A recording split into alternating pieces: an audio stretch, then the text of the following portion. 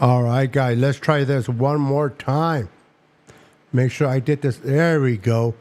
Now it's working. Welcome, everyone, to another episode with the Niners Sickness Podcast. Welcome. How's everybody doing? I hope everyone is having a wonderful day.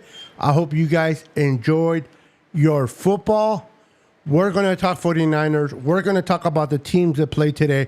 We're going to talk about that beatdown the Dallas Cowboys took today in the hands of the Lions. All of that right after this.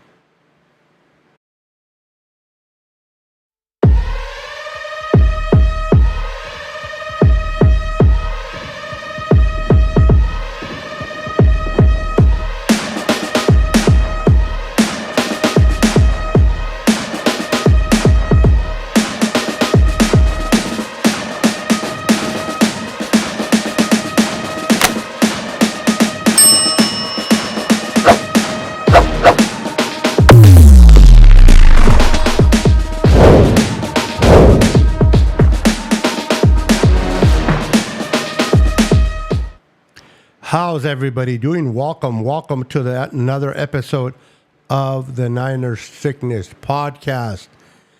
Well, today was Sunday. We watched football. For those that watch football, the Niners did not play. What? The Niners didn't play? Yes, you heard me correctly. The Niners did not play football today. They played last Thursday, and they went into Seattle, handled their business in Seattle, took care of what they needed to do within their division. Let's go. That's what I'm talking about. How's everybody doing today? I hope everyone is having a wonderful day. Let me say hello to Daniel. Barry Sports is in the house. What's up, Daniel? We got Jimmy in the house. What's up, Jimmy? Welcome. We got King Mofasa in the house. What's up, brother? Cry, Cowboys, cry. We got Val Ramos in La Casa. He said, let's go. What's good, Beto? I just enjoyed football today. I didn't have to worry about my team playing today. They took care of business on Thursday. They beat the freaking Seahawks in Seattle, where it's really hard to win because of the crowd noise. But the Niners went in there and handled their business. I'm excited for my team and what they did. Now, today, we've seen the Cowboys host the Lions. Now, we know the Lions are a good team. We know the Lions are a much improved team under Campbell. But what I didn't know is they were going to go in there and just mollywop. They just mollywopped the freaking Cowboys in their house. I wonder how the Cowboys fans are feeling. Really. I wonder how they're feeling. Where they just paid all that money to extend. They paid all that money to extend Prescott. And Prescott today looked like crap. Prescott had a bad game. Prescott had an ugly game against the Lions. They even took him out towards the end because they were getting blown out. Prescott was embarrassing. I'm telling you, the guy is overrated. Yes, Jimmy, he's overrated. They gave him all that money. Jerry Jones needs to retire. Jerry Jones needs to retire because he is not making the correct decisions. He went ahead and extended Prescott's contract. Why? Because he felt that the fans wanted Prescott here. Can you believe that? Can you believe he extended Prescott because he felt that that's what the freaking fans wanted? It is an embarrassment. It is an embarrassment to say the least. Now, we're going to talk 49er football. We're going to talk about what we need to do to when we play the Chiefs. But I want to talk a little bit about the Cowboys. America's team. They are a joke. What's up, Brad? How you doing, sir? Welcome to the channel. How you doing? We got Tim Diaz in the house. What's up, Tim? How you doing, sir? Jimmy says Dak is overrated. I mean, they paid him all that money, so that they can what? They paid him all that money so they can do what? Lose games? They're 3-3. Now we're 3-3, but I understand Dallas defensive. I was talking to Dallas fans, and they're crying that their defense, they're injured. They got Parsons out. They got this guy out, that guy out, and complaining about how many people they got injured on defense. Okay, so even if that's the case, even if the case is that the Cowboys suck defensively because of the injuries, there's no injured players in the offense. Why was the offense only able to produce 9 points? 9 points. They were only able to produce 9 points. And that was the kicker. The kicker. Have the Dallas Cowboys, have they been exposed? Have the Cowboys been exposed in your opinion? I want to hear you guys. Have the Cowboys been exposed? Or they are who we thought they were. A pretender, a wannabe, a team that does not belong on the field with the Lions. Yes, they went into Pittsburgh and they beat Pittsburgh, but that's Justin Fields and Pittsburgh. And then you come home and you host the Lions and you get your butt kicked by the Lions? Are you serious? Are you serious right now? Unbelievable. Lions are a damn good football team. Dallas is not Hutchinson and out of the what? Hutchinson out for the year. Wait a minute.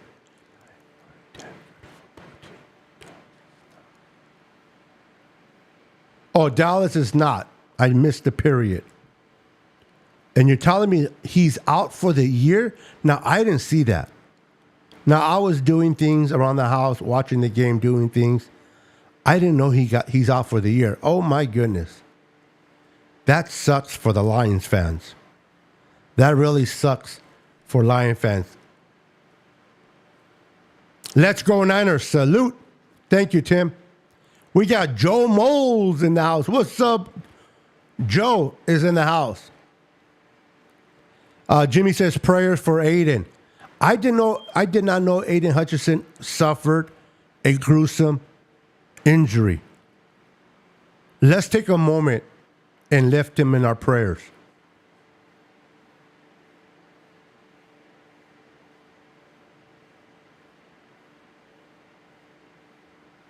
Prayers towards Aiden Hutchinson. I did not know that. Thank you for informing that. You guys are awesome. Briscoe in the house. Bang, bang, Niner gang. What's up, brother? We got Kay in the house. Coward said he would rather have Dak over Purdy. How ridiculous does Coward sound right now? How ridiculous does he sound making those statements? He rather have Dak. I don't know why Coward and everyone else, Coward, Nick Wright, hate Brock Purdy so much. I don't know why they hate him so much. I don't understand it, and I guess I never will. Why do they hate him so much?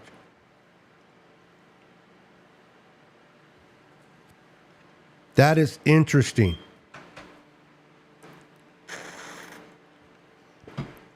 That is interesting.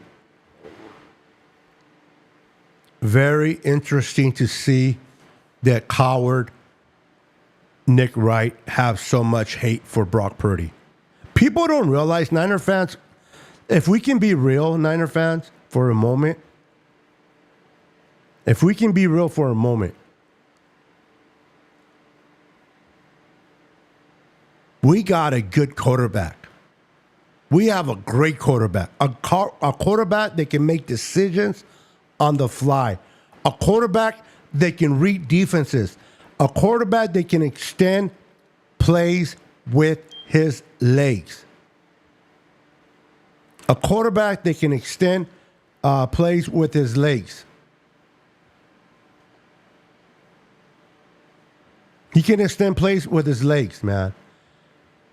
I don't understand why people still doubting Brock Purdy. What's up, 49er minded? Look who it is. My brother from a whole different mother, Senor Baluch. What's up, my brother? Bashar. I always call him Baluch by mistake, so that's a little inner joke right there. But my brother, Richard in the house. What's up, Richard? Good to see you, my friend. Good to see you. We got Tony in the house. What's up, Tony Smith? Good to see you. I didn't see the injury, but I saw Hutchins on the ground, and they were preparing a cart to cart him off. The announcers were saying it was really bad. I got to go see it again. Not because I want to see him suffer. Not at all. It's just I didn't see it.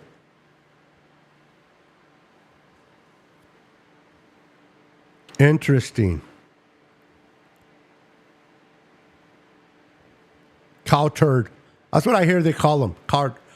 Lloyd Banks is in the house. What's up, brother? Dak showed why he's trash.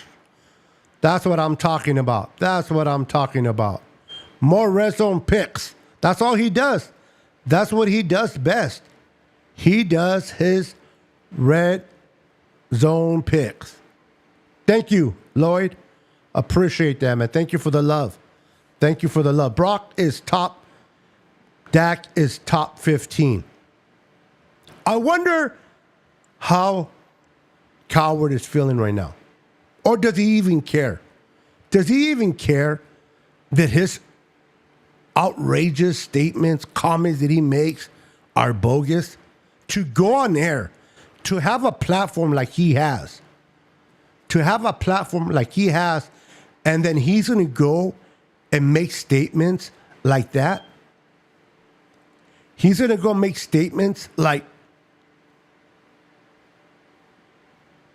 Dak is better than Brock. That's unbelievable. I don't understand it. I really don't. Big Daddy Niners is in the house. What's up, Big Daddy? Niners is, what's up, Beto? How you doing? Val says Coward is a Dallas fan. That's why. Who was it that slept with his daughter? I heard a rumor or story that somebody slept with Coward's daughter and he was mad. of the whole situation. Who was it? Purdy beats Detroit. Dak got spanked by Detroit. Coward and Wright will say, yeah, but if Dak was on the Niners, get the caca out of here. All Dak does is saying, here we go, here we go, here we go. That's all he does. All right, so the Cowboys lose to the Lions. What other team surprised you guys? What other team surprised you guys with a win today? Give me a second. Let me go back to my game thing here. All right. So, just in case you guys missed it,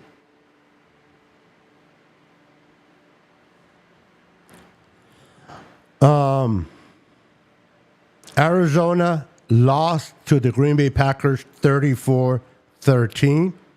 The Detroit Lions that we just talked about spanked the Cowboys 47-9. Oh boy. And then earlier this morning when I was sleeping like a baby, there was a game in London. The Jaguars and the Chicago Bears. The Bears 35-16. What is going on with the Jaguars? And let me ask this real quick before I continue on with these scores. Aren't you glad that the Niners made the decision to move on from Eric Armstead? Now, I love Eric Armstead. I have his jersey. I loved him when he was here. But I knew he was getting up there in age.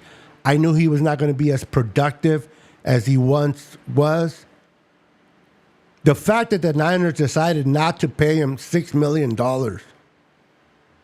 How stupid does Balky look right now? Let's be honest. How stupid does Balky look right now? Paying him $43 million.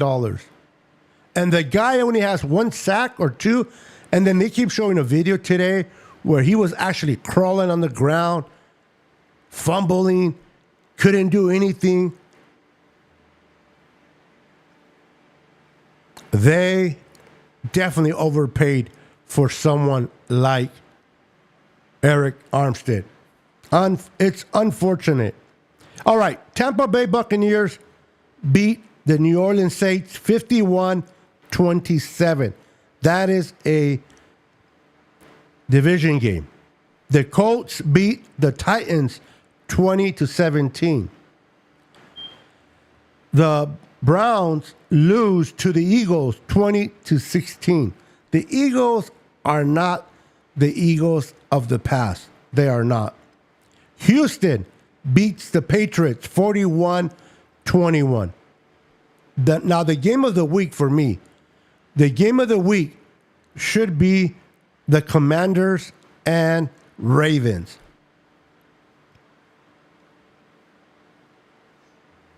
That game was 30-23 Ravens.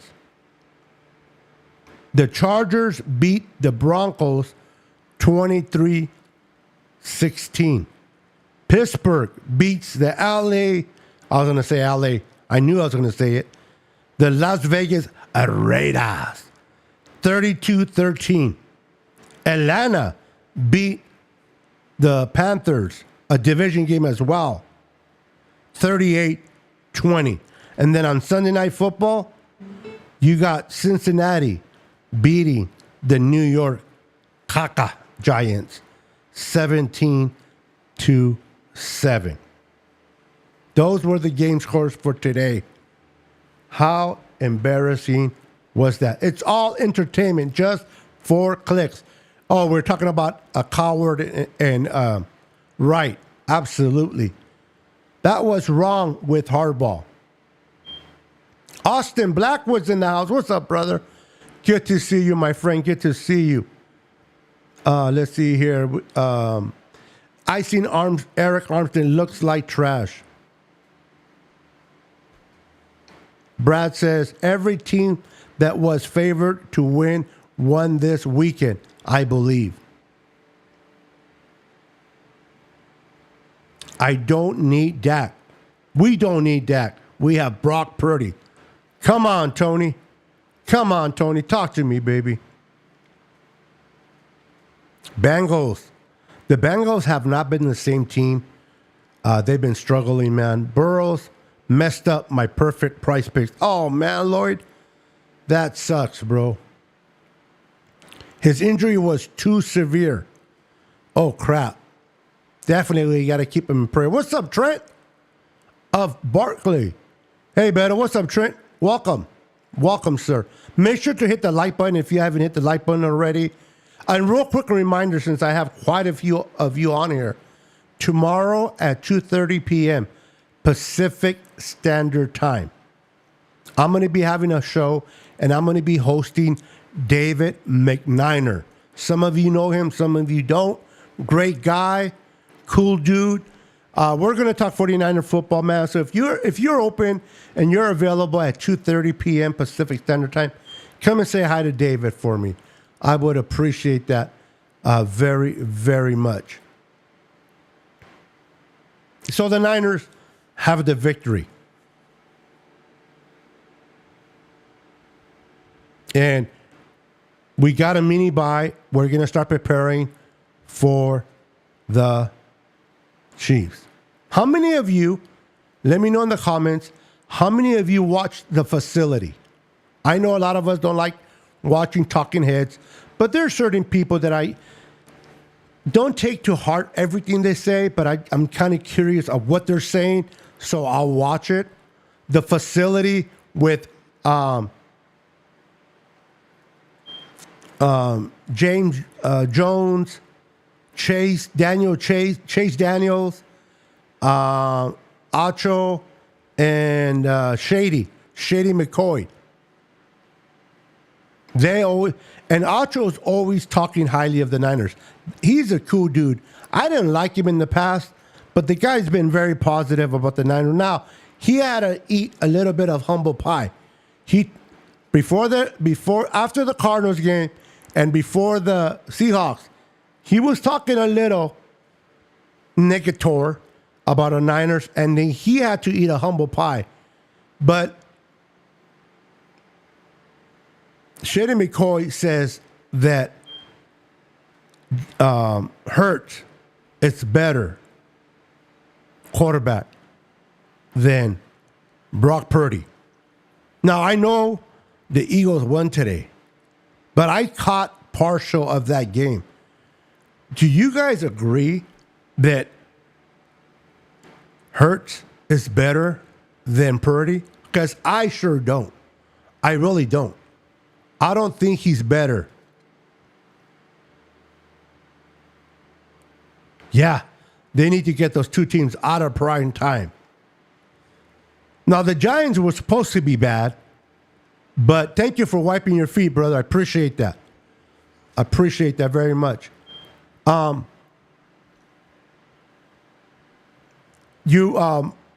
Jets were supposed to be good under Robert Saleh and Aaron Rodgers. Great defense. They just needed a quarterback. Aaron Rodgers is healthy again. Blah, blah, blah. And it hasn't planned out.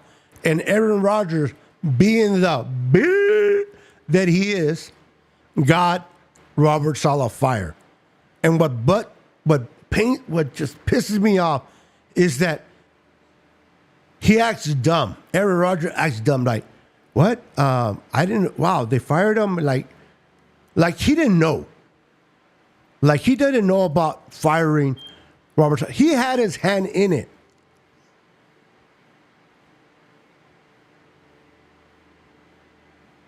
And that organization is trash. That organization is trash. I'm telling you, they are trash. They have been trash and will always be trash.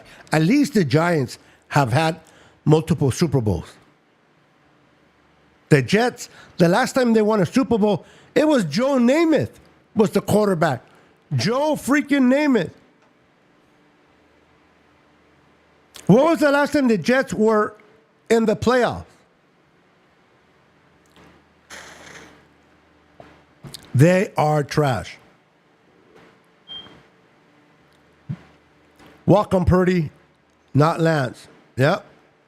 We glad that we have Purdy. Now, when Trey Lance, and again, I have nothing against Trey Lance. Cool dude. Seems like a nice kid. Seems like someone that you can get along with and hang out with, Trey Lance. But you can tell by watching his footwork, by watching him play, he was not going to be a good quarterback. Now, I was for Trey Lance. I was excited. I got his jersey. I'm a fanatic like everyone is. I'm optimistic. I want the Niners to have the best quarterback. So we moved up, drafted Trey Lance. I was on that bus. I'm not going to lie.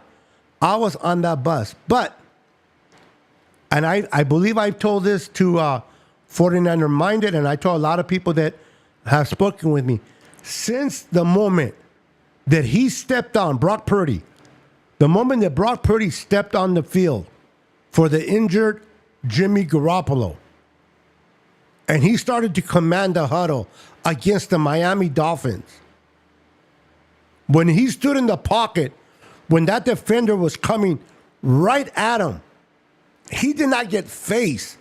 He threw that ball to George Kittle down the middle and got a first down. From that point, my radar was up. I was like, ooh, who's this kid? I've heard of him in college, but I really didn't follow Brock. I'm like, who is this kid? Then I watch him start against Tom Brady and the Buccaneers. He started against Tom Brady and the Buccaneers and beat him. Do you know that he's the first rookie to beat out Tom Brady on his first initial start? Brock Purdy began to show signs that this kid could be the real deal.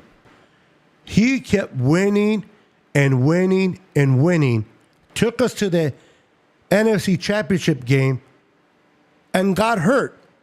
I don't care what Eagles fans say. I don't care what people say. If Brock Purdy did not get hurt in that NFC Championship game, we would have went to the Super Bowl.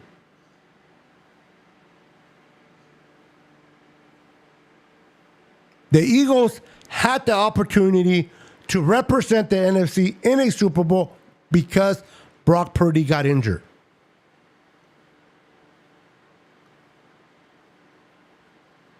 Then the following year, he starts the whole year, had great numbers, over 4,000, 30-plus touchdowns, was breaking records, was an MVP candidate.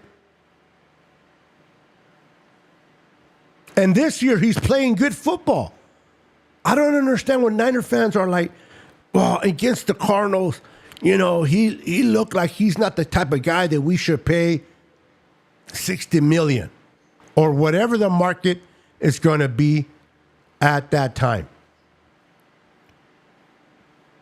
He threw an interception. He threw another interception. And Niner fans were all over the place with Brock Purdy because we lost the game. And I'm like, listen, do you watch film? I'm not trying to be disrespectful, but do you watch film? And I'm not referring to you guys. I'm talking about those that don't like Purdy. Do you watch film? Because if you do, and you break it down, there's no way you can say Brock Purdy is not elite. There's no way you can't say that Brock Purdy is not elite. The throws that he makes, getting out of, extending the plays with his legs down, sidearm throws. Did you know that against, and he did it in his rookie year, well, not rookie, but when he first started, I think it was a preseason game. but he did it against Seattle. Did you know that Brock Purdy did a no-look pass? Did you know that he threw a no-look pass? I don't know if you knew that. I don't know if you caught that during the game. But if you watch the film, you will see it. He was looking this way. He was trying to get the linebacker to bite. And as soon as that linebacker bought and went towards, I forgot which receiver it was, he threw it this way for a first down. He did a no-look pass. What more do people want from Brock Purdy? Every quarterback has bad games. Joe Montana, did you know that in the NFC Championship game against the Dallas Cowboys, I was there present watching that game? You know how many interceptions he threw? Now, the only reason why the interceptions he threw are not talked about so much is because he won the game. The Niners won the game and they went on to the Super Bowl. I believe, don't quote me, I believe he threw 4 interceptions in that game. Brock Purdy has that it factor. The kid is special. This is only his third year. He's going to get better and better and better. He's already making elite throws. He throws with anticipation. He believes in his players, and he lets the ball rip. He's not afraid of interceptions. He doesn't play it safe in the sense of trusting his receivers. He's always, even when he extends plays with his legs, what is Brock Purdy always doing? Looking downfield to make sure that he has that opportunity to give it to a receiver. And if it's not there, then he'll finish the run with his legs for a first down.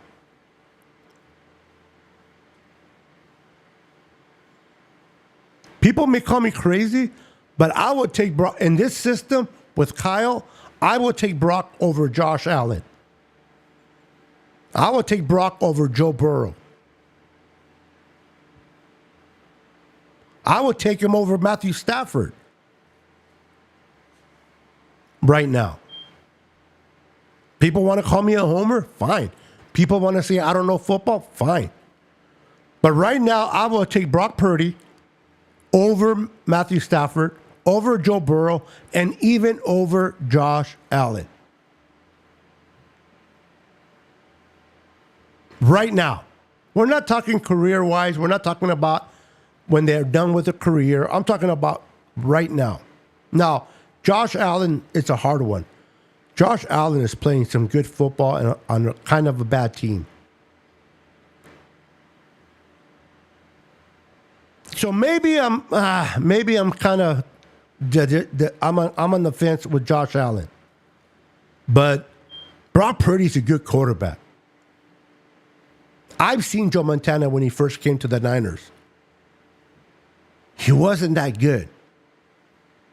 Jerry Rice was not that good. I thought Jerry Rice was going to be a bust because he was dropping it. He was dropping everything. I have. It's not my mantra. Everybody says it, but I like to say it. It is not how you start, but how you finish. Brock Purdy has only gotten better. He's understanding more defenses. He's making the right reads. He's feeling more comfortable with his players. And I'm excited about that. But let's talk a little bit about our rookies. Thank you, 49er Minded. It says, better on fire. Appreciate you, brother. Listen, guys.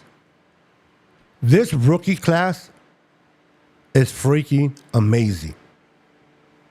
People are concerned. People are concerned. If and when we pay Brock Purdy a huge contract, Where is that going to leave us with our team? We're going to lose big players. And that may be true. That'll be a discussion for the offseason, and that may be true. But the reality is this. If you draft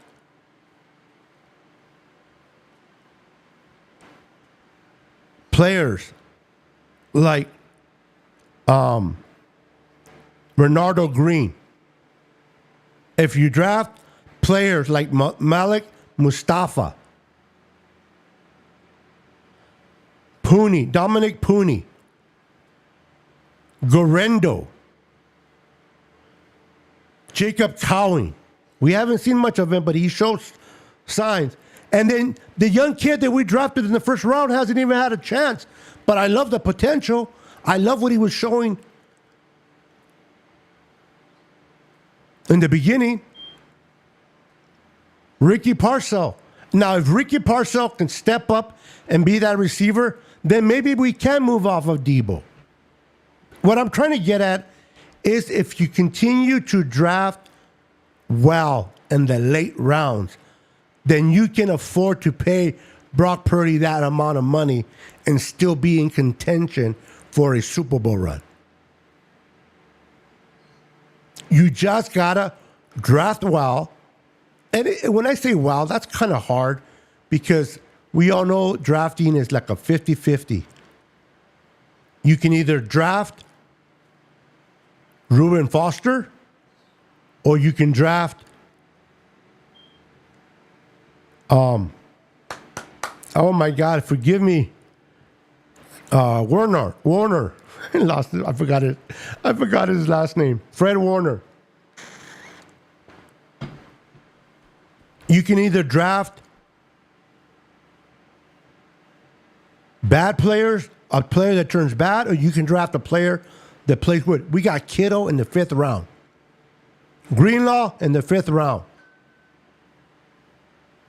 Mustafa, I think we got him in the 6th round, and he's looking good. Purdy was in the 7th round.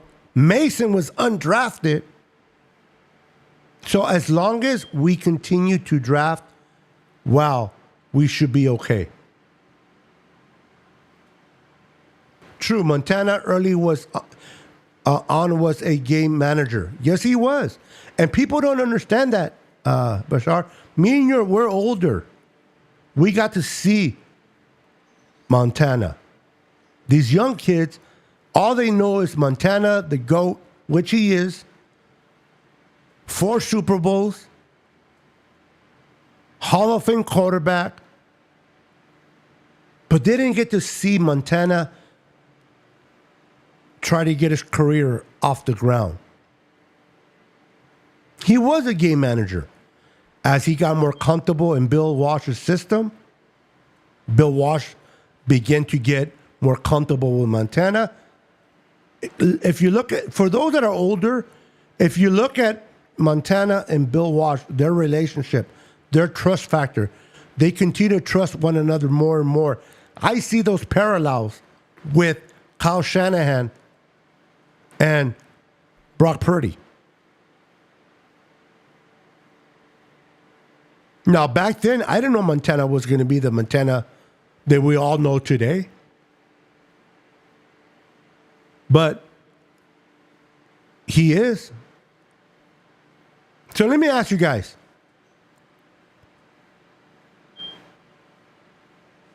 We haven't won a Super Bowl with Brock Purdy or Kyle Shanahan. I understand for a lot of you guys that are young, you guys want to.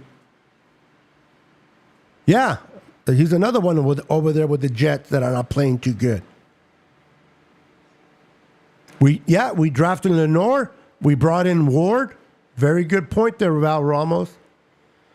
For the reminder, 7th rounder, Tatum Buffoon might be good. Absolutely. Look at the kid number 53. I can't think of his name. Help me out. Linebacker. He looks promising. He just got to stay healthy. And I'm so glad we brought back our 7th-round pick linebacker, Graham.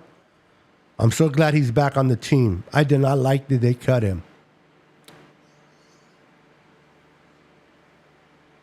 We got very good players, ladies and gentlemen. The Niners are a good team. Do they have their ups and downs? Yes. Do they have their dumb moments like losing? The Niners have no business losing to the Rams. The Niners had no business losing to the Rams, had no business losing to the Cardinals. Those games were won. I think, and this is my personal opinion, I think that the Niners got comfortable. The Niners got comfortable. They're used to winning. They're used to just showing up. They're used to just showing up and winning. And I think they had to swallow a piece of humble pie.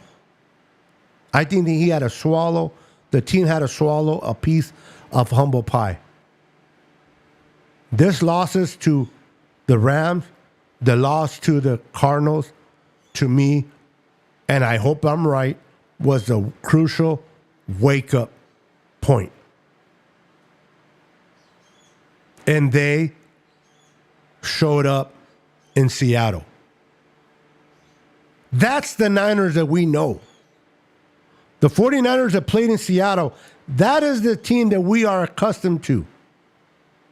Now, it looked kind of dicey for a second when the Seahawks were coming back and they got close to us by 6 points. I was like, oh, crap. Oh, crap. Didn't doubt, but I was like, I seen this movie before, twice. Another division team have a huge lead in the first and second quarter, start losing the lead in the third quarter, and then the team takes over in the fourth quarter. I was like, oh, crap. But the Niners tightened their belt and got their lunch pail and went to work and took over in that game. And rookies, Dominic Pooney opened the door for Garindo in that run. Garindo saw the hole and he ran it. Malik Mustafa caught his first interception. Now, like, I forgot who said, I think Fred Warner said it. The kid needs to learn to stay in bounds. I am with Fred Warner. Stay in bounds and get as many yards as you can. Yes, D. Winters. Thank you, sir. I like him. And then towards the end of the game, when it was still close, Bernardo Green said, no. We're not losing another close one. And got that interception. And the way he got it was, that was all Bernardo Green.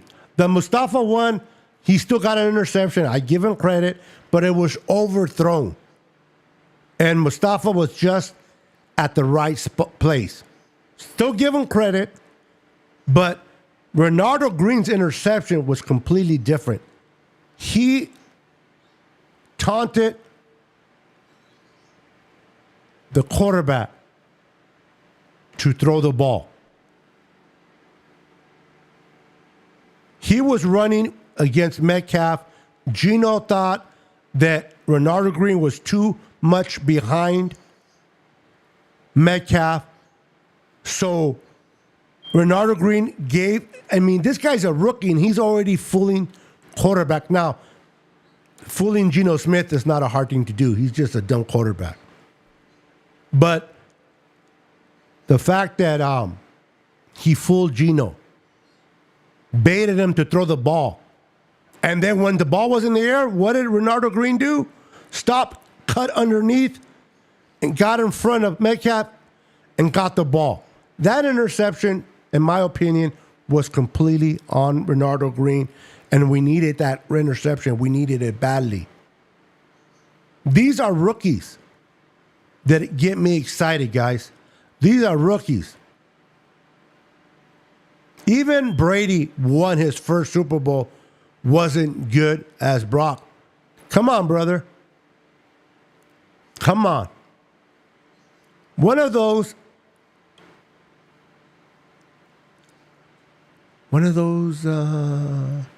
Albert, I don't know what you mean by linebackers need to beat out. Oh, Campbell. You put Campbell. Yes, Campbell is trash. Campbell is trash. DeAndre Campbell is trash. Rams without Puka and Cap. Yeah, we should have lost that game. Lloyd, we should have not had lost that game against the Rams. But they got Ronnie Bell, who his rookie year was catching everything. And I guess during the offseason, Ronnie Bell forgot how to catch. He forgot how to catch. Yeah. Gino was throwing. Gino was, he thought he was Santa Claus in December, but actually playing in October. Let me give you some gifts. This is why they listen. I'm a Florida State Seminole guy, fan. I watched this kid play in Florida. This kid is special. When I knew the Niners were going to draft him, I got excited. I know people wanted that tackle that went to Kansas City instead. Did you know that tackle is benched and hasn't played? Unless they put him back in, and I'm not aware of. But he was playing bad and he got benched. Sometimes we just got to trust the process. I understand we don't like certain picks that Kyle makes. We don't like certain picks that John Lynch makes. And we all got to put in our opinions on those picks. What were they doing drafting a freaking corner? We need tackles. We need offensive guards. But the guy that we could have taken instead of Renardo, he got benched by the Kansas City Chiefs. And Renardo is getting interceptions to win a game. Sometimes we got to trust the process. Whether we want to admit it or not, Kyle Shanahan, John Lynch, does not get paid millions if they were complete idiots. Now, does Kyle mess up on running backs? Yes. But people don't realize how hard it is to draft. You draft somebody by their potential. And then when they do not work out, people shit on Kyle and John. But what about when the Kittles of the world work out? The Brock Purdy's, the Greenlaws. When they work out, there's no love towards Kyle and John. But if they don't work out, now we are pissed. Now we're pissed. Now we're fire Kyle. Blah, blah, blah. I don't get it.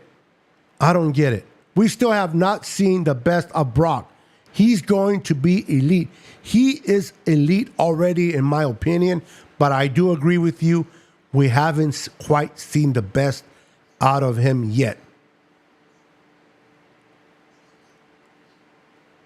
Yeah, there's something that he's not doing right in practice, 49er minded. And one thing that Kyle does have a problem with is that he trusts vets. He only puts rookies if he has to.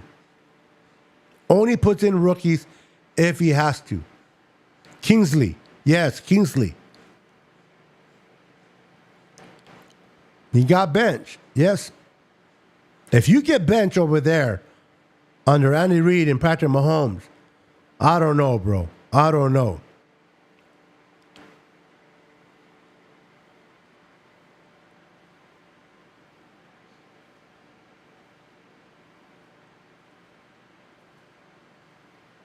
I like it.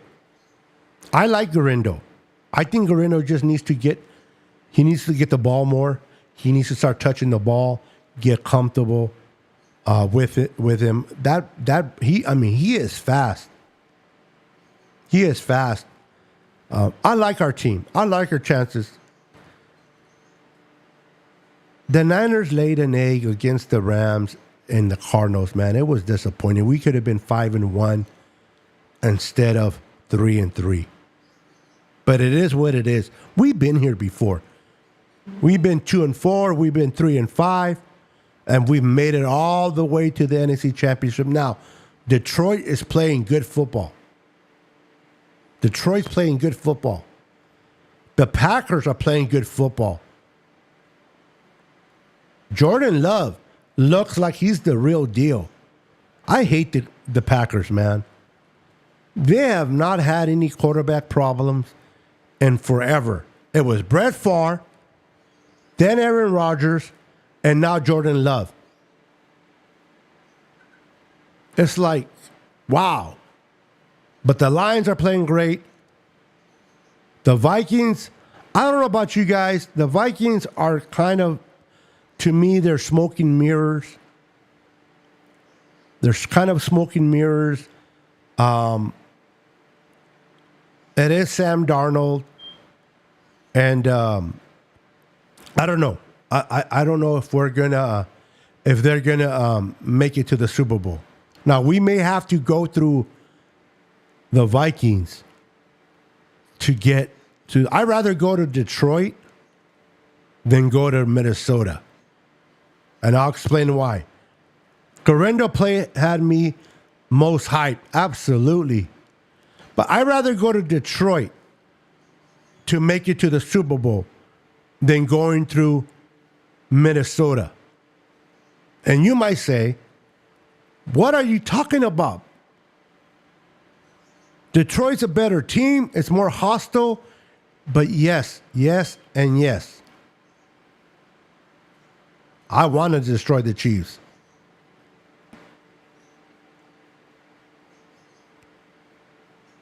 I would trade losing to the Chiefs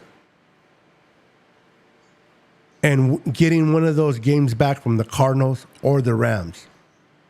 Because the Chiefs, we want to win because we want to believe that we can beat them if we face them in the Super Bowl. I get it, but they are an AFC team. I'd rather not lose, period, but I'd rather lose to an AFC team than an NFC team. And particularly within our own division.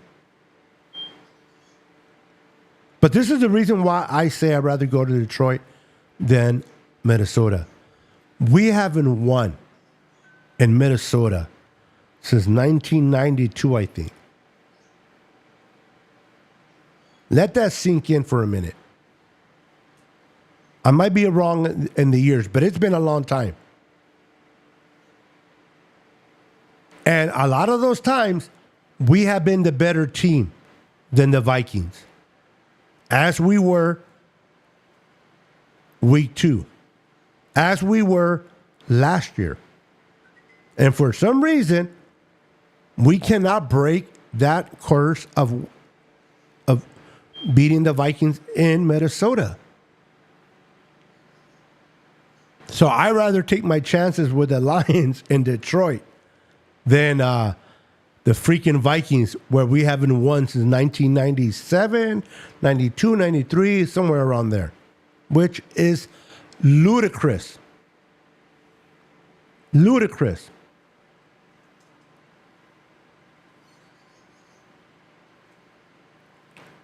Give me a second, guys.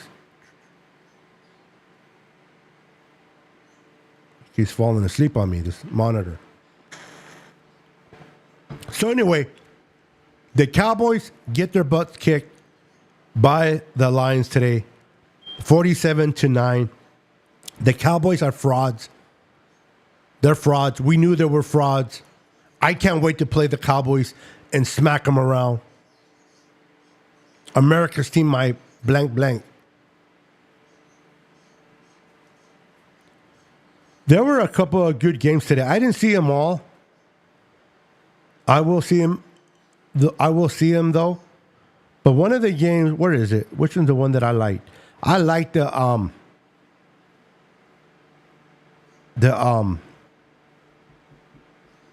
which one was it? Give me a second.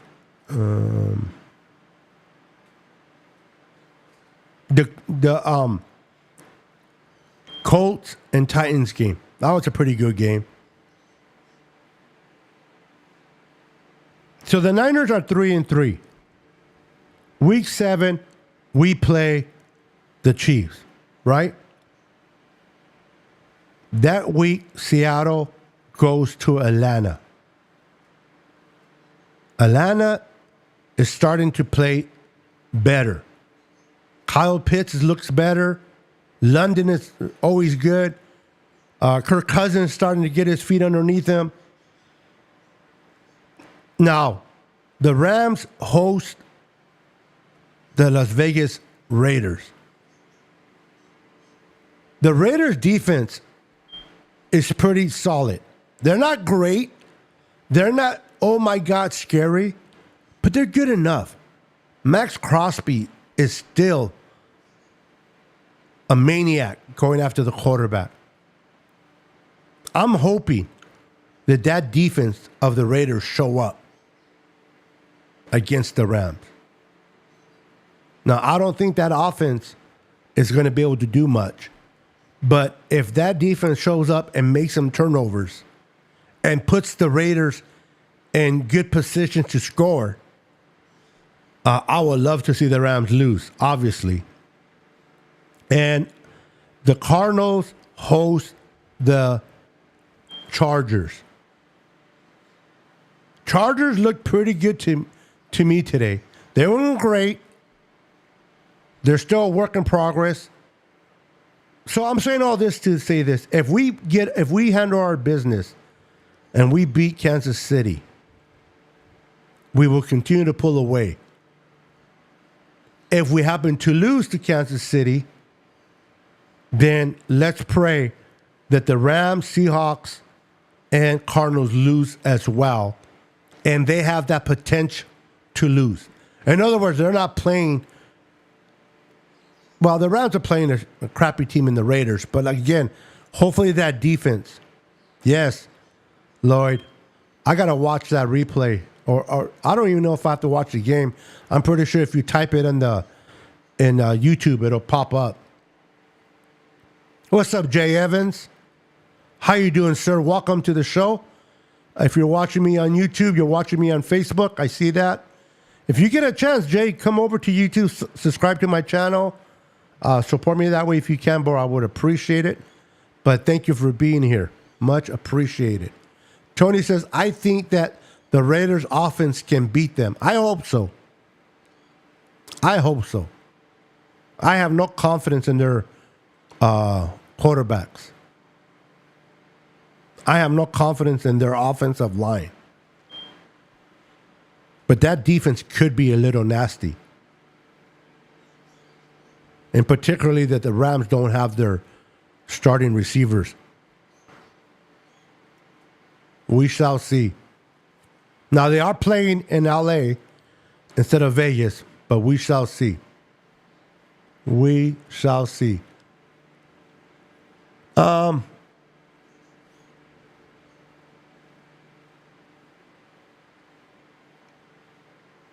God, I want to beat this Chiefs so bad. I want to beat the Chiefs so bad, guys. Don't you guys? Just to get that taste out of our mouth.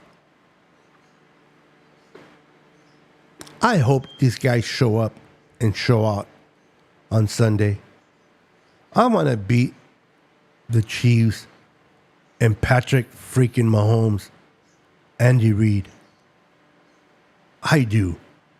I'm sick and tired of playing against these dudes and losing. I don't know if you guys, for those that are young, if you guys remember the Super Bowls between the Niners and the Cincinnati Bengals. I watched them both in person. I remember the first one. We beat Cincinnati. I know the quarterback. I just can't think of his name right now. He was, that year, that quarterback was balling. But we beat the Bengals, and then a couple of years later, we faced the Bengals again.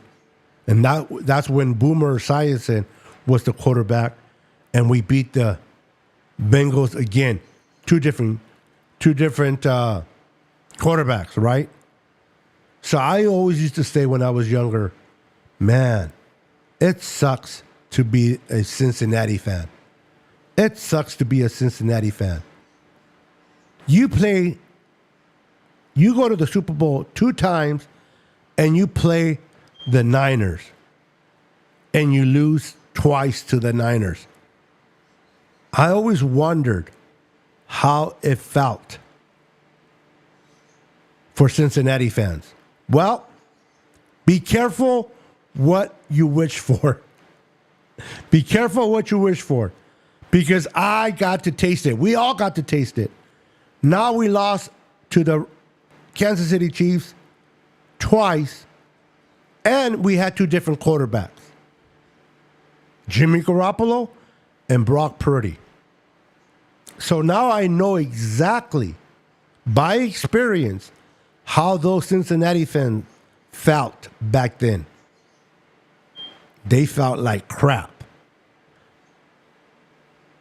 They felt like crap because I feel like crap. What's up, 49er Media in the house? What's up, 49er Media? How are you doing, sir? Good to see you. Good to see you.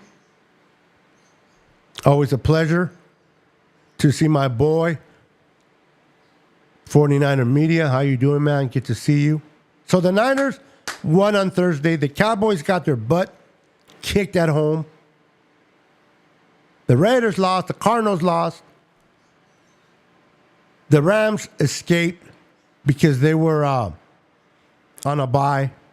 Yes, 49er mind. Ken Anderson. That is his name. That dude was balling that year. He led quarterbacks statistically that year. And we shut him down. Somewhat. Oh, no. That's the one. The John Candy, was that Boomer or was that Ken Anderson? No, that was Boomer. That was a different one. Papa Jay is in the house. What's up, Papa? He's saying hello to 49er Media. He also said hello to, where did he go? Here we go. Nope. There we go. I knew it was up there somewhere. To 49er Minded. 49er Minded. When is CMC coming back? Lloyd, I'm guessing here like we all are, but I believe if he does come back this year and they don't decide to shut him down, it would be perfectly to come back after the bye.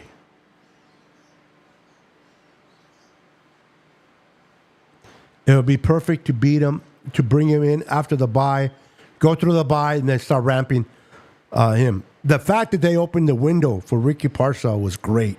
He's not going to play against Kansas City. Most likely he won't, but they're starting to ramp him up. He probably won't be back until after the bye. I hope CMC can play. I just don't want no major setbacks. I'm playing in several fantasy football teams. And two of the several that I'm playing in, I drew the number one pick. So I went first on both of those fantasy football teams. And guess who I took with my number one pick? Guess who I took with my number one pick? Christian McCaffrey. And he has been sitting on the bench since. No freaking bueno. It is 10:15 and you guys are awesome. Jay Evans is trying to find your podcast. What the name on YouTube? The name is Niner Sickness Podcast. I'll put it on the comments. Give me a second. Let me hold on.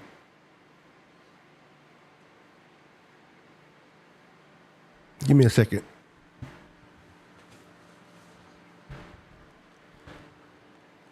I need to get some circulation in my butt. Hold on. I'm going to put it in the comments for you.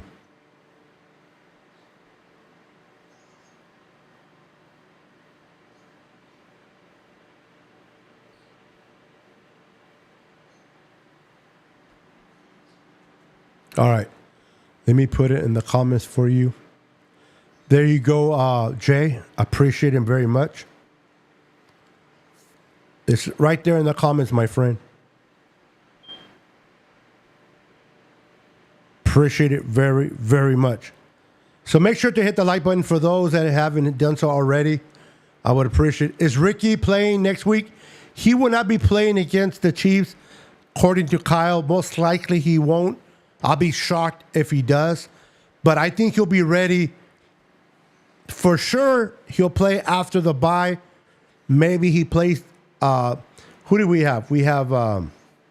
We're going into week 7. Let's see here. We're going to week 7. So he won't play against. He's not going to play against the Chiefs, most likely. We have the Cowboys in week 8. The Cowboys are not that good, so they might just rest him, and I can see him playing week 10 at Tampa Bay. I can see him playing week 10 in Tampa Bay. Tampa Bay.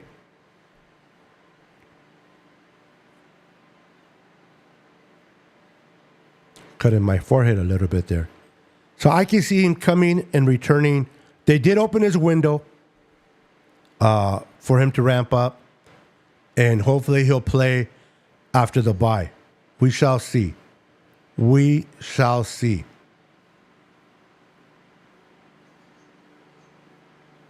Let's continue to get healthy. Let's continue to get healthy. Let's continue to get our players back. And let's make this run, man. Let's go and make this run. Let's go make this run. Let's go and try to win our 6th Lombardi trophy. It's going to be hard. I'm not going to lie. A lot of good teams right now. The Green Bay Packers are playing good. The Vikings are playing good, although I still think they're smoke and mirrors. But the Lions are definitely playing good football. Now, they just lost their top pass rusher. That might change a lot. Tampa Bay's playing. Tampa Bay doesn't really sway me one way or the other. Tampa Bay does not sway me one way or the other. So the Jets play Monday night. Then Sunday night, they really shoving them down our throats. Yeah. Sorry if I'm a little tired. I'm reading things. I'm cross-eyed right now. Like, maybe I should take my glasses out. I can read better.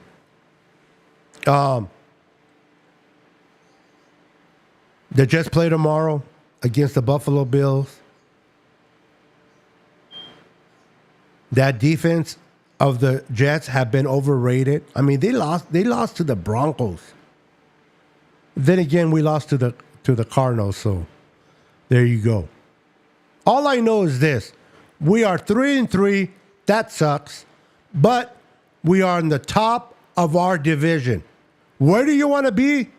At the top of the division. Our division this year is caca. It is caca this year. So we're tied with the Seahawks, but because we beat them, we're in top. Cardinals lost. So let's continue to win games, stack up games. We're starting to get healthy. Kyle is taking his head out of his butt. Sometimes Kyle gets a little too cute for my liking.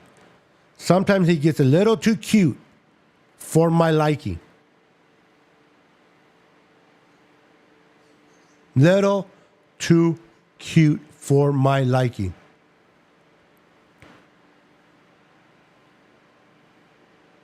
But people ask,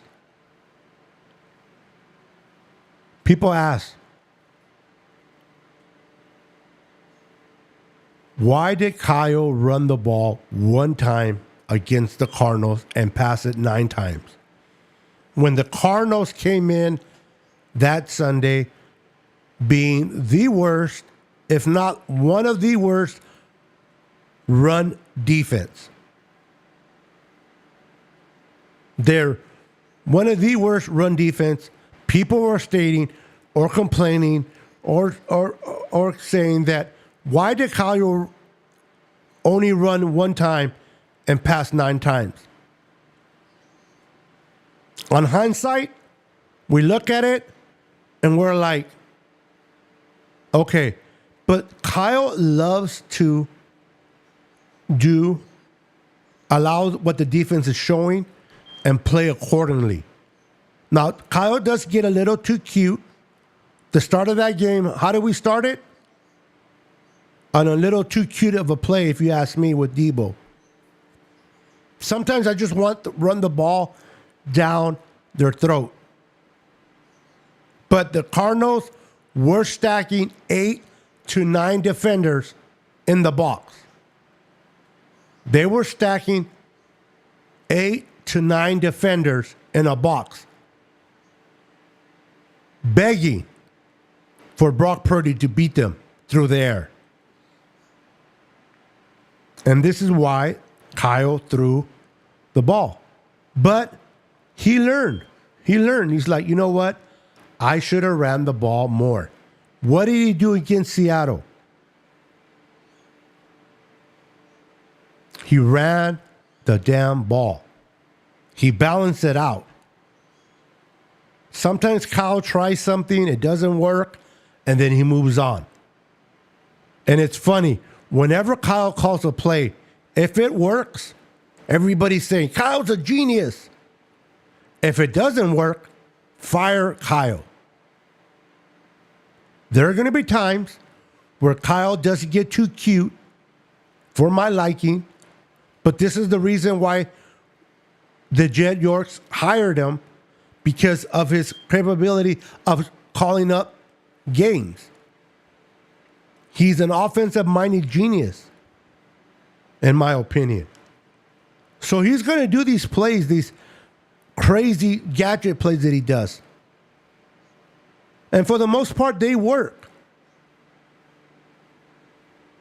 So at least for me, everybody can be different. Everybody does things different. For me, I'm going to ride and die with Kyle until he's no longer here. Kyle makes mistakes. Kyle hasn't won a Super Bowl, but he's gotten us to 2 Super Bowls and 4 NFC championship games. Let that sink in for a minute. I understand we lost. I understand we haven't won the Super Bowl.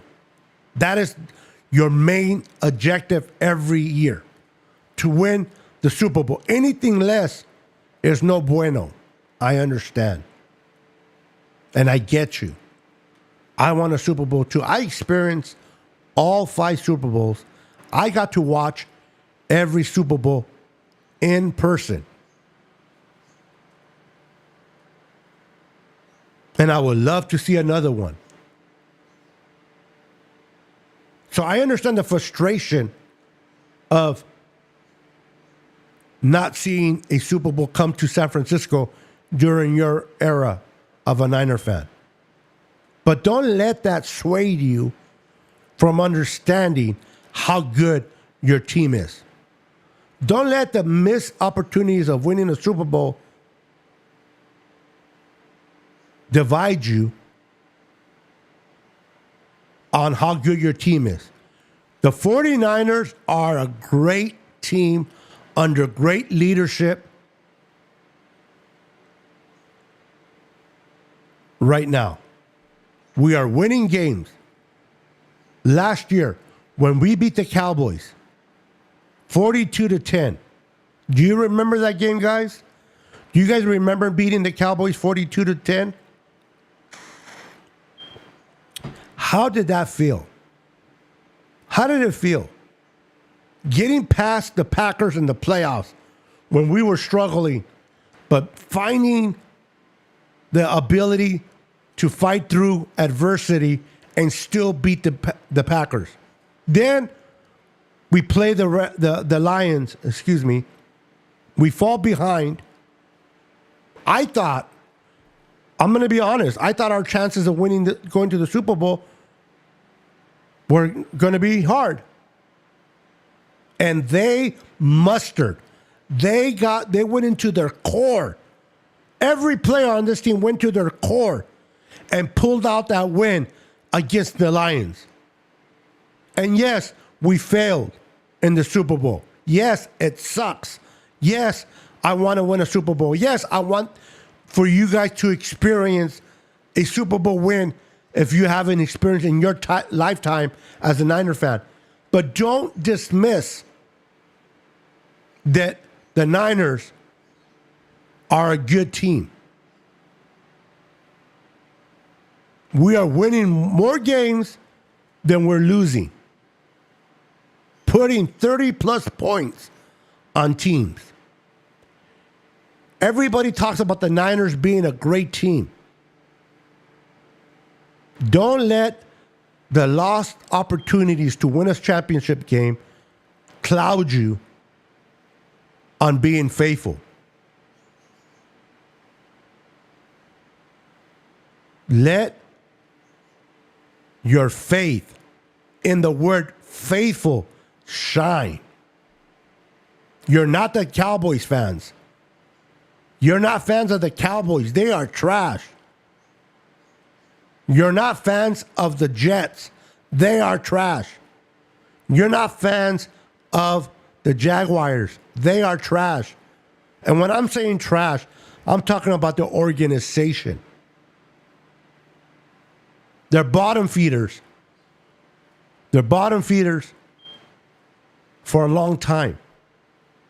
The 49ers have had their ups and downs, right? They had their ups and downs.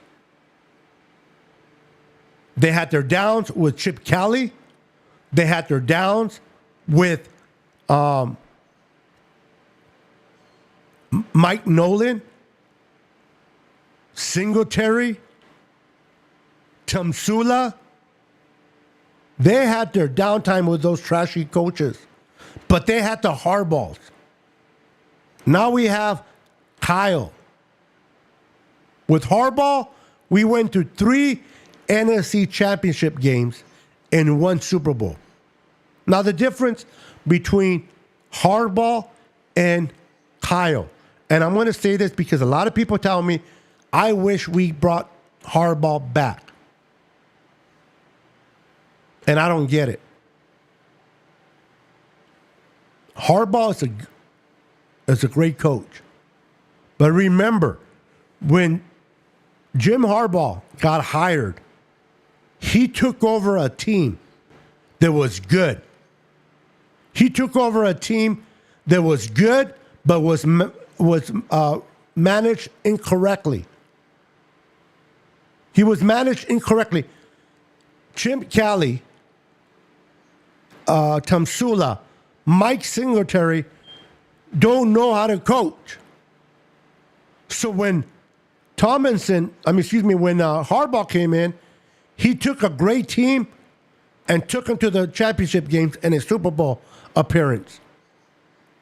But when they hired Kyle, when Kyle and John Lynch got hired in 2017, they took over a team that was trash. They took over a laughing stock 49ers. It was freaking embarrassing to be a Niner when Kyle and John took over. We only won 2 games under Chip Kelly. It was the Rams, which I liked, but still just 2 games. Kyle Shanahan, John Lynch came in here. They gutted the team. They,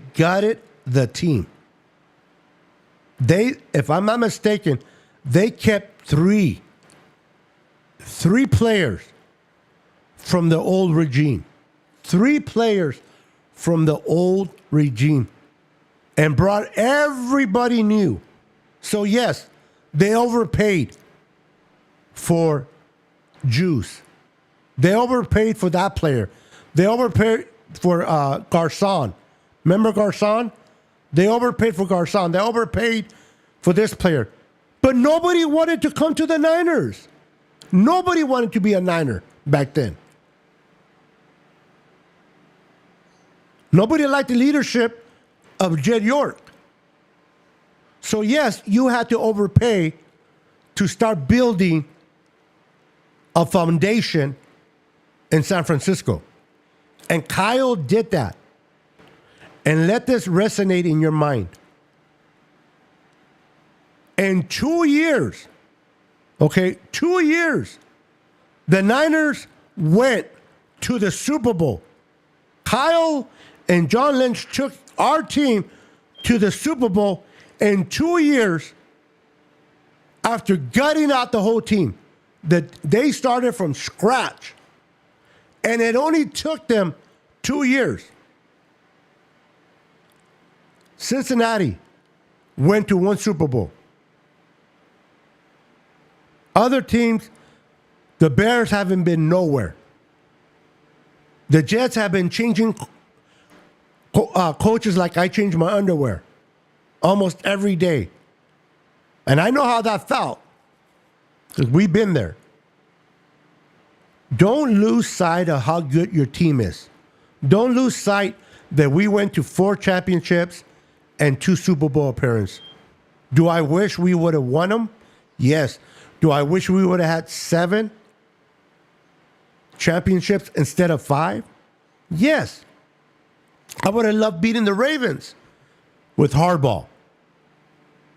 But you guys cannot lose sight of how good Kyle is, how good John Lynch is during their tenure here in San Francisco. I hear it all the time.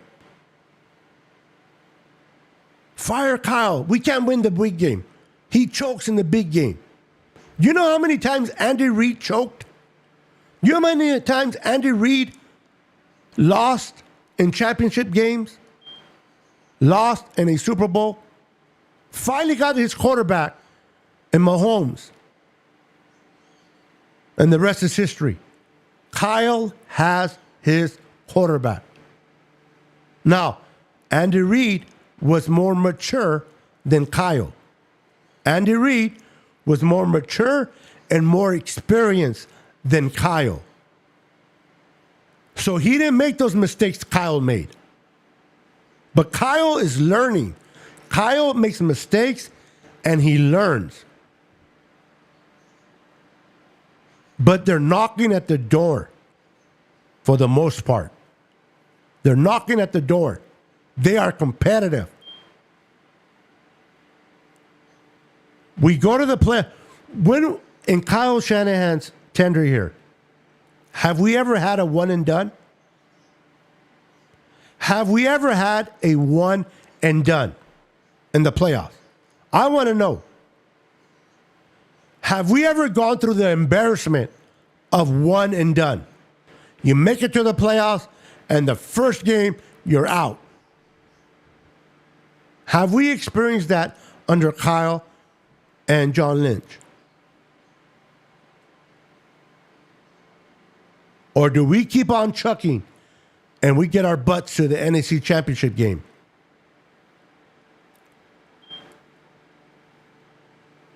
I'm tired of losing hope when we don't lose games.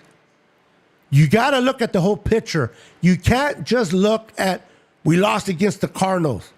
Brock Purdy threw 2 interceptions.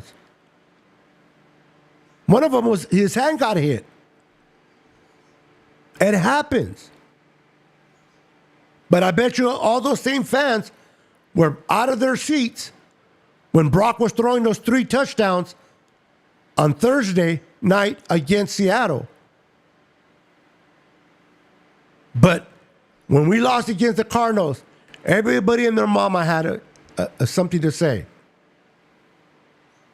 Texas Rattler in the house. Cowgirls are trash. What's up, Texas Rattler? Welcome. I know I'm behind in some of these questions. I'm sorry. Who's number 77 on your wall, Beto? That is Bubba Paris. Bubba Paris. Let me tell you guys a little story about Bubba Paris. I got to meet him in person. He came to visit me when I was in the hospital, and I'll forever be grateful to this man. Many of you know, many of you don't know. I suffered years ago, I suffered an injury that left me paralyzed from my waist down. It left me paralyzed from my waist down. I was told by doctors that I will never walk again. Your spine is fractured. Your spine is not connected. It is disconnected. So you will remain paralyzed for the rest of your life. I was in my middle 20s.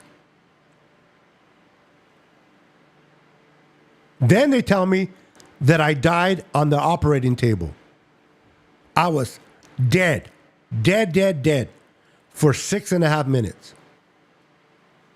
They've even given me the paper where they wrote down. Now, I didn't know this. I didn't see no lights. I'm not saying there is no God. I believe in God. But I didn't see no light at the end of the tunnel. But I was dead for 6.5 minutes. They pronounced me dead. Mr. Luna, time of death. And they wrote it down. And then I came back and said, hello, I'm not ready to go yet. But I found to find out that I was going to be paralyzed from my waist down. I say this real quick, that when my wife went to Walmart, that was down the street from Kaiser, Bubba Paris was signing autographs. He was signing autographs to 49er fans and so forth. My wife told him what had happened to me. He's a huge Niner fan, no pun intended. He's a huge Niner fan. He loves the Niners. This is what happened to him. And he said, my wife told me, he said, where is he at? How can I reach him if I want to visit him? And my wife's like, yeah, right. Okay, he's here on this floor, blah, blah, blah, and this is his name. So my wife bought whatever she bought from Walmart, came to the hospital, told me she ran into Bubba Paris, and told me the story of telling him about my situation, that he said he wanted to come and visit me. Now, some players say it because they just want to be nice. Kid you not.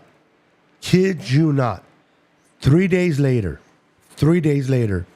he comes knocking on my door at the hospital. And he says, what's up? Sits next to me and spent 4.5 hours kicking it with me. Just kicking it. 4.5 hours. Telling me stories after stories of what he went through with the helmet, with Wallace and the helmet. Remember all these helmets that these guys are wearing now, the double helmet? That was invented by the Niners, if you guys didn't know, by Steve Wallace.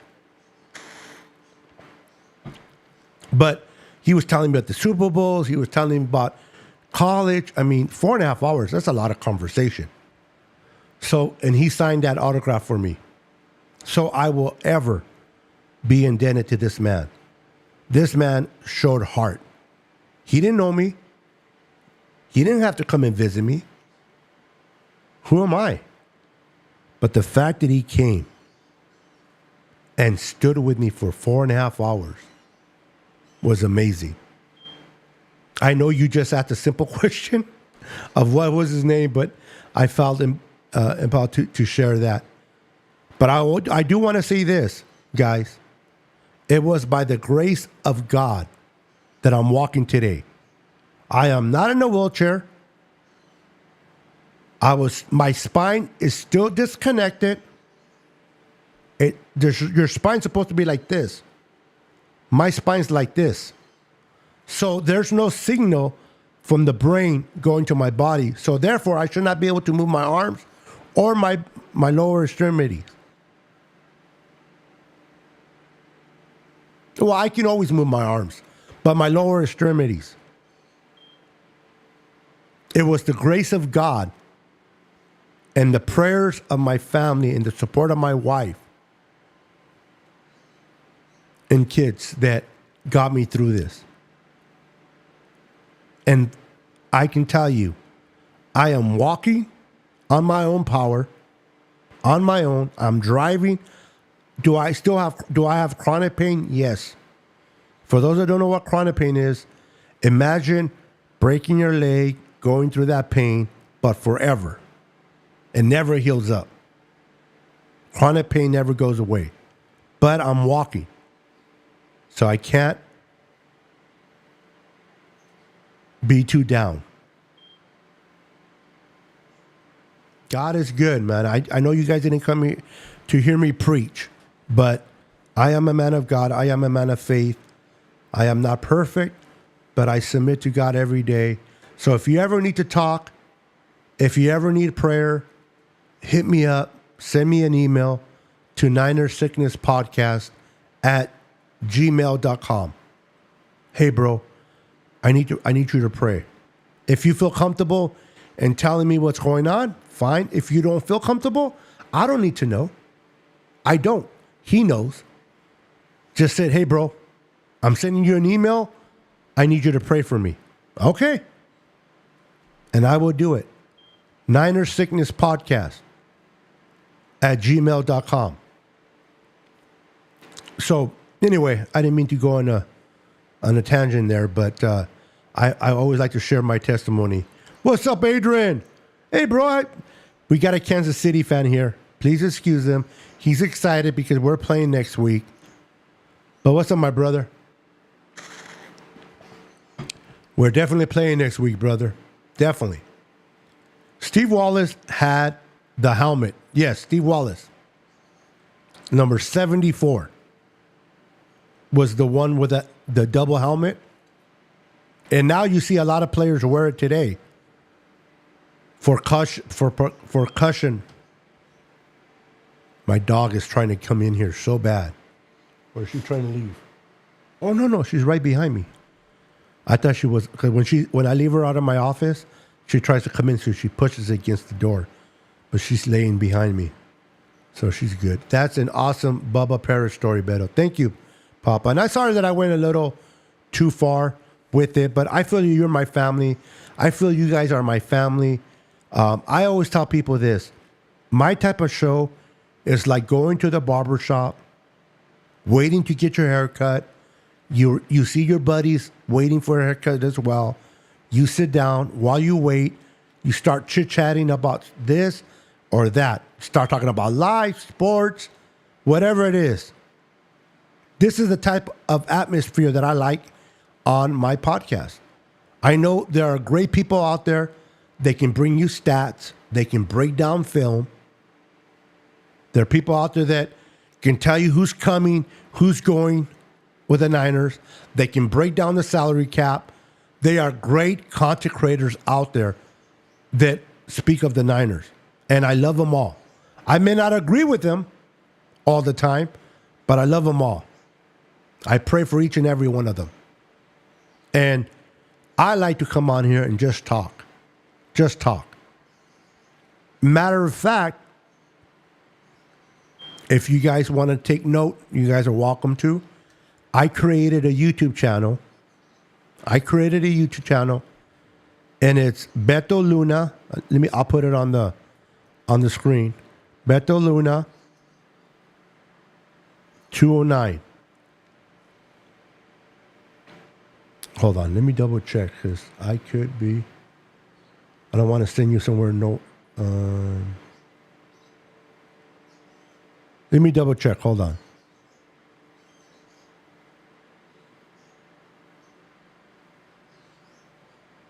Yeah. So it's at Beto Luna 209 on YouTube. That is my YouTube. Hold on, guys. At Beto Luna 209. There it is on the screen. I'm going to put it on the screen. If you want to subscribe to my channel, my YouTube channel, the reason why I'm putting it up there is that is the channel that I'm just going to talk about life. I'm going to talk about football. I'll talk about sports. I video record things that I do throughout the day. I post them on that. I just started it, so there's nothing on there yet. But I'm going to be posting videos on there. So if you want to be part of my channel and just talk sport, talk about life, I'm going to talk about my experience in life, what I've done, what I'm doing, how I deal with chronic pain. And if you just want to hang out with me, there is where I'm going to do it. So you're welcome to subscribe to my channel. I would love to see it. Let me put you guys the link. Hold on. It's a fairly new channel, so that's probably why. But if you do it like this, if you type it in the on the bar, on the, what do you call it, IP address bar, if you type it like this, you will see it. HTTPS, I always forget those colons, whatever they're called, www.youtube.com/@BetoLuna209. That will guarantee to get you there. And I'm going to be going live. I'm going to be posting videos. I'm going to be having conversations about life. Not necessarily just football. I'm going to talk about life. I'm going to talk about, yes, I'm your Sixers. Thank you, Lloyd. Appreciate it. I'm going to talk about life. I'm going to give advice for those that want advice. I will receive advice. It's just going to be a place of me sharing who I am.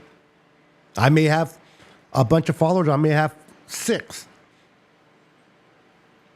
Thank you, Texas, brother. So that's what I consider my personal page. So, and I am going to put Christian stuff there. So if, you know, I don't know where you're at and your belief, but I am going to quote stuff about God. And so, but that's just because who I am. But I'm very respectful. I'm very caring. I don't push God in nobody's throat. I don't try to shove God in your throat or my beliefs at all. I'm just a guy that loves to have fun, talk football. Anyway, guys, I've been in here long enough. It's been about an hour and almost an hour and 40 minutes. I'm going to get off this joint. I'm going to get a rest. I'm going to let my butt rest from sitting in the chair. This table goes up. I should have stood up but I got too much carried away with my conversation. You guys are amazing. Love you all. Thank you for hanging on with me on a Sunday night. It's going to be 11. You guys are still strong. You guys are amazing. I might have not read your comments, but I will read them after the show. I appreciate each and every one of you. You guys are amazing. I consider you guys my family. Thank you for your support. For those that follow me on my other YouTube channel, welcome and have a wonderful day. I will be going live tomorrow at 2:30 p.m. here on this channel with my friend David McNiner. So 2:30 p.m. Pacific Standard Time tomorrow. On Tuesday at 6:30 p.m. Pacific Standard Time, I go live with my two boys, Brandon and Peter. Come and hang out with us. And then on Thursday, I go live with my friend Jess. She is a Niner fan. She has her own podcast, East Coast Red and Gold. So come and hang out with us at 5 p.m. on Thursdays. Until then, I'm out of here. God bless you. Have a wonderful night. And keep praying for Aiden Hutchinson for a speedy recovery. Love you guys. Peace. God bless. I'm out of here.